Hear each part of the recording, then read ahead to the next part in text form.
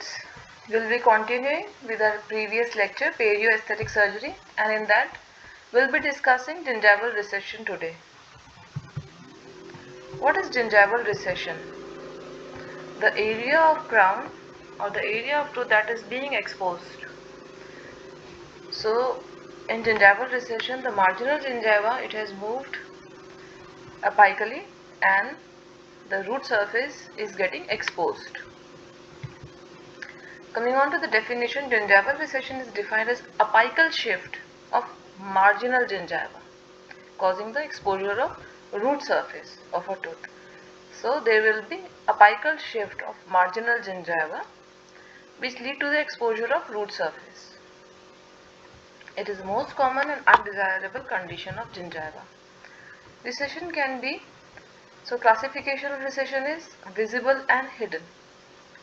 So first is visible. The amount of recession that is visible to the eye is visible recession, and hidden recession is one that is hidden between the marginal gingiva and the surface of root, and the combination of both visible and hidden is actual amount of recession.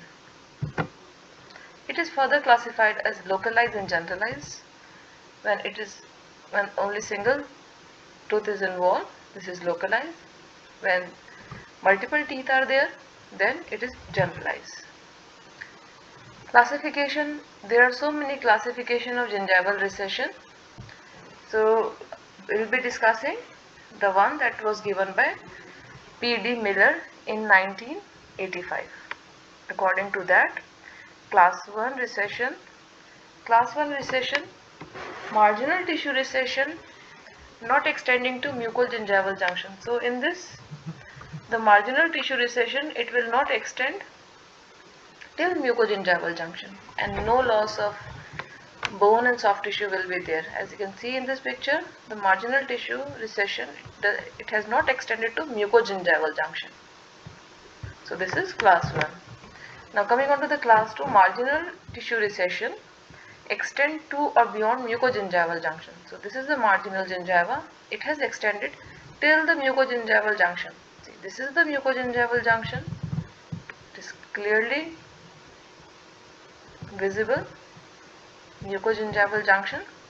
So in this case, the marginal tissue recession has extended to or beyond the mucogingival junction, and there is no loss of interdental bone or soft tissue. Class 1 and class 2 is further classified as narrow and wide. Class 3, marginal tissue recession extend to or beyond the mucogingival junction, and there is bone and soft tissue loss in interdental area along with the malpositioning of teeth. So in this case, there will be the marginal tissue will be extending till maybe to or beyond the mucogingival junction, and there will be soft tissue and bone loss will be there in interdental area. Moreover, malpositioning of teeth will be there.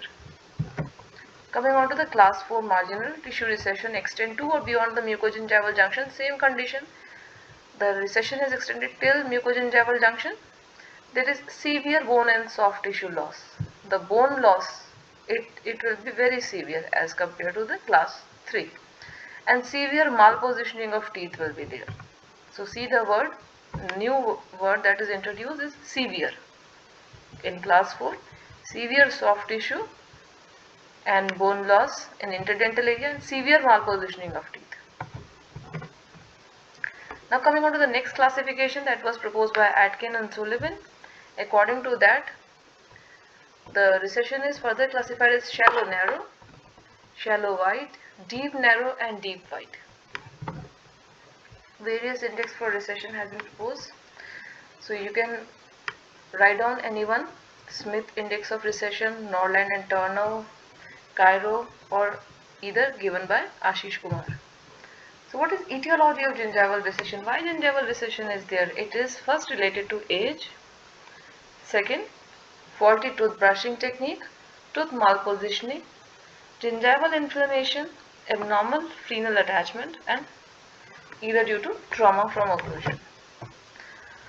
How to check, clinically examine the gingival recession? So what we have to do, we have to take the probe and we'll measure the distance from cemento-enamel junction